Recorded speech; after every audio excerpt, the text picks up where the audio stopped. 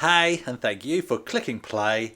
And I'm not playing with the trains today. I am going to a train expo down at Claremont Showgrounds in Perth, and it will be the first train expo I've been to in over 40 years. Last one was in Brighton with my mate Steve. Hi Steve, I know he watches. So yeah, it's going to be good. Let's see how... I'm pausing because I'm thinking, let's see how little money I can get away with spending. Might not go very well. I might get in trouble after this one. It's not a cheap hobby, I'm discovering. But I always knew I'd get back into it. For those that have watched for the first time, the Intercity 125 in the background, and some of the trains here are my childhood originals.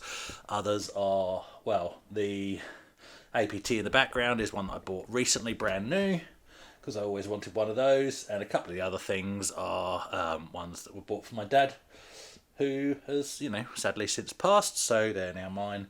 And now is the time to get back into this slowly. I'm not rushing anything, which is why this is just a bodge layout, just to run things and see what's working and what's not. Alright, let's get to the expo.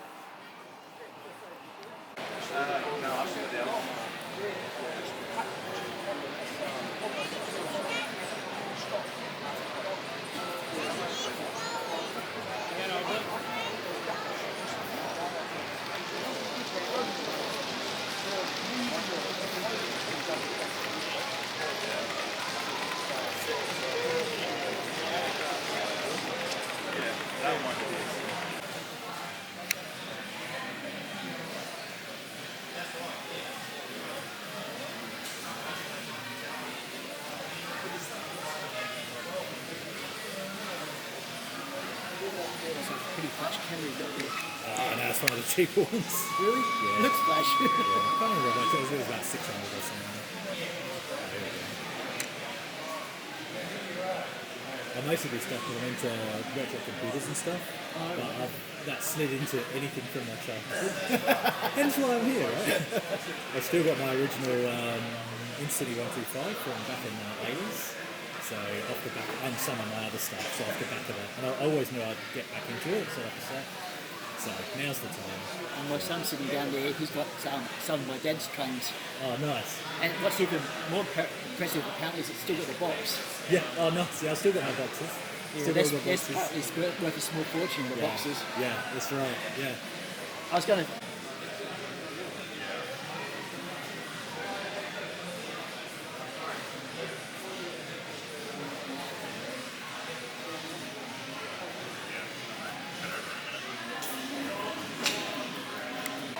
Thanks, man.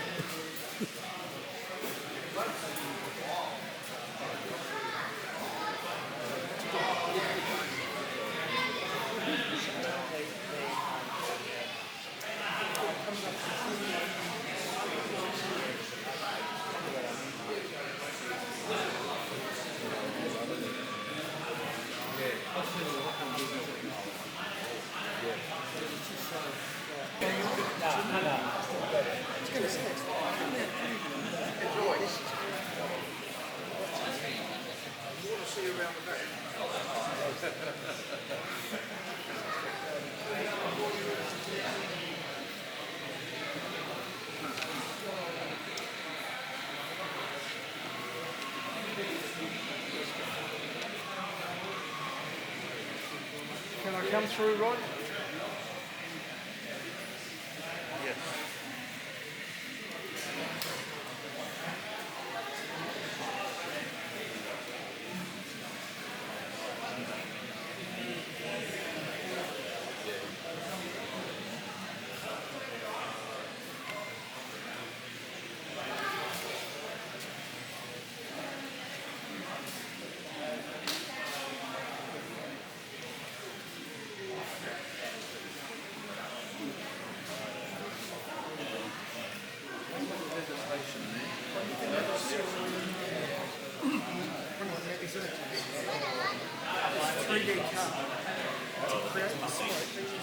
Oil pumps. It's pumping up oil from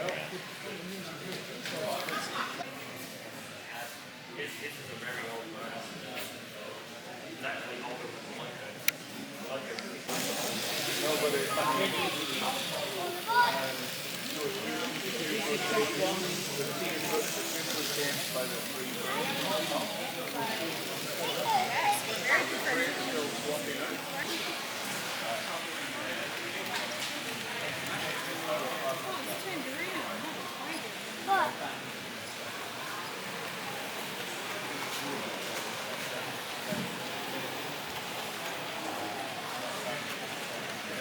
We've been trying stopping at the station anyway.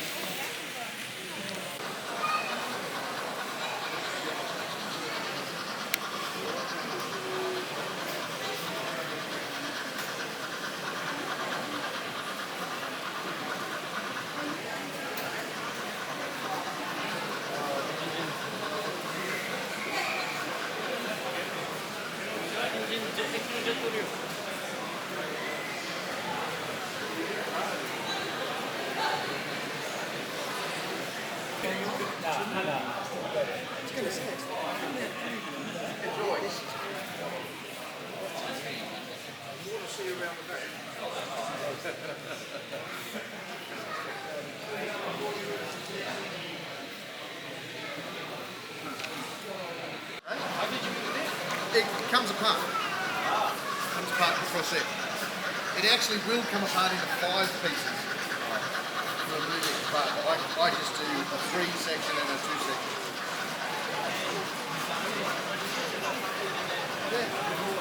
Yeah. It's actually a copy of one that my father and I built when I was a smith. And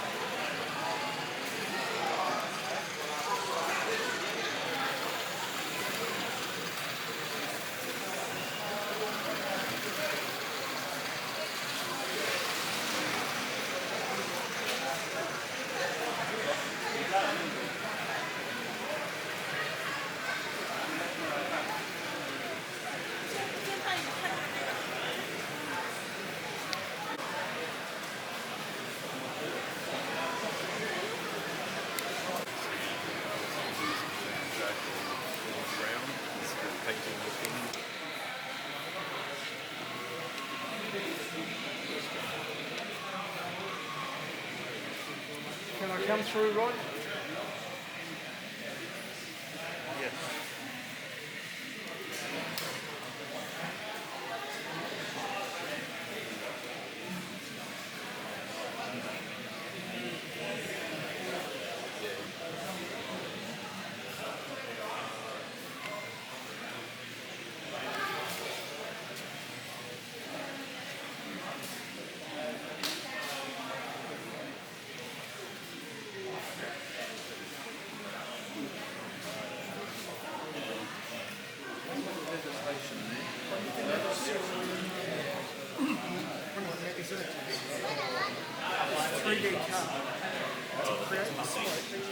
Oil pumps.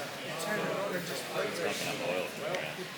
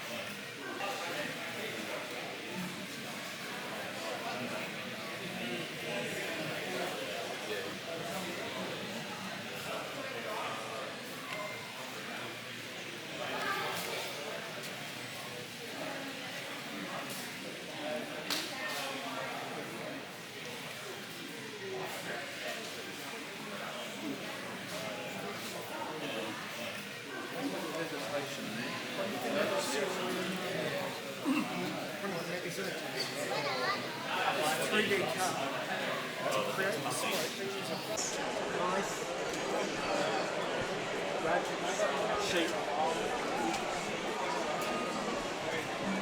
Pigeons, crows, and the baby fox. Is it milk or something else in those tin, those cans?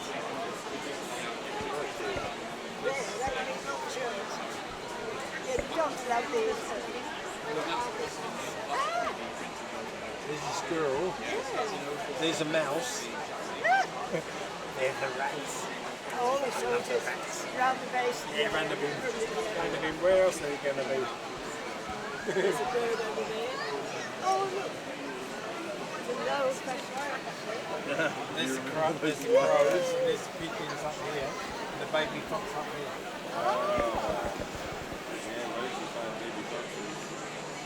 Okay, so I'm back from the expo and that was really good fun. It's hard to gauge how it holds up to that one I went to in Brighton over 40 years ago, or about 40 years ago, because it was a long time ago and I was a lot smaller, so things seemed bigger, if that makes sense. What I do remember at that one was there was lots and lots of buy-sell tables, and the expo that I've just been to in Perth, it was really good. Lots and lots of different layouts, and one of the main reasons I went was to see what people had done with different sizes, and every gauge was represented. I mean, I saw O, double O, HO obviously, and then N gauge, Z gauge layouts. They were all there, as well as a fantastic and a really big Lego railway layout that they'd modelled it after Trans-Perth trains, which is really cool. So many cool builds, a few builds for sale, not cheap. But yeah, it's just really cool to see what people do in different dimensions of layout. So that was really helpful. So in terms of buy sell, there was giving away. You have to pay to get it, same as the one in Brighton back in the day. You have to pay for parking, pay to get in, and then then you're going to spend money on top of that. But there was, I think, 2, if not 3, actual retail vendors represented there, and then about 2 or maybe 3 other tables that seemed to be predominantly used items, anything from magazines, track. Flexi track and all of that. So I did take some money down there with me, and I took my time. But the first table I went to, I thought I'd found what I wanted to buy, but I was a good boy with my pocket money, and I went round the whole expo first, risking people buying the stuff that I'd put my eye on, and then I went back. So I'm actually really happy. But one of the engines I wanted when I was originally into, Hornby trains was the Evening Star, which is I think they call it a Class 9F. I'm not that up on what the different classes are, in all honesty. I just like making trains go round and round and across points and stuff. That's where I was back then, and then adding the details slowly, right? I think it's called a Class 9F. I'll be able to check. But Evening Star. Okay, and they weren't cheap back then in the 80s, and they're certainly not cheap now. I've seen them because they've done retooling and they've reissued the same engines. $550 just for an engine. Okay, no carriages with that, no track with that, just an engine. So they had one from one of the retails stands there, which I'll insert a photo for you now. I think that was $450 from memory. And then, back to that very same stall I first saw when I walked in. The story is the lady that was selling this stuff was selling what used to be her dad's collection. So it's used, but she said in terms of how used, she said a lot of these engines, they were run on a test track once or twice and then put back in the box. So I have myself a class, I think, yes, I was right, Class 9F. What I always loved about these, and I know it's a silly thing, but you've got 10 drive wheels, with all the arms and everything, and I just loved the look of that, just the complexity of it and the feeling of power in such a setup. It looks brand new, doesn't it? It certainly feels brand new. Obviously I haven't tested it yet. Maybe we'll give it a run round in a second. But that cost me $120. I've just told you what these were. And she knows what they're worth. So she wasn't being greedy with any of her collection, and I wish her all the best. I looked at her stall about 4 times. Even after I bought this, to see if there's anything else that would tempt me, because the prices and the quality, even though they're used, was absolutely fantastic. Just to give you an indication, there was an Evening Star, and I think she said she also had an Evening Star. She had two of these, another slightly different one, and she thought she had an Evening Star as well. But I prefer the black to the dark green. But there was an unboxed Evening Star at one of the other vendors, and that was going for 120. And it looked used, very used. Not to knock them, but I'm just stating how good her pricing was for the quality of the gear she was selling. So I do wish her all the best with that, with selling that stuff. To end this, I think we need to watch that go around the track. Really good fun. Not a train channel, like I keep constantly saying. More retro computers, so if you like vintage computers, then sure, stick around. Other than that, as I slowly build my actual layout, which won't be this one, this is just to tinker and see how things are going. But yeah, I will be updating over the next few years, basically. Thank you for watching. Now watch this go round and round the track.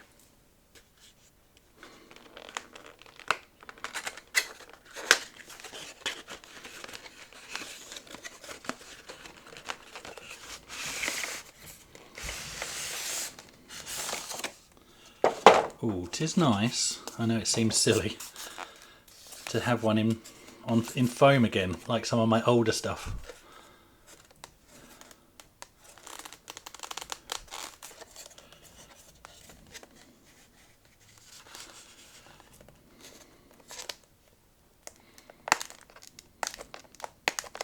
This feels like the original tape.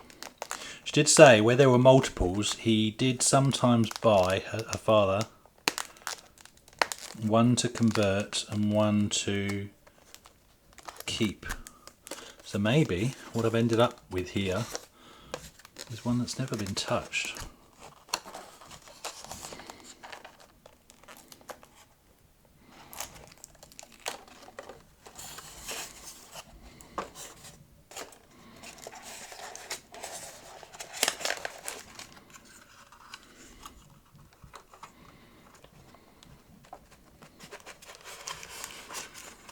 Wow. 40 years I've waited for one of these. Not a DCC ready one, obviously. Oh, black on black, that's going to shoot beautifully on video.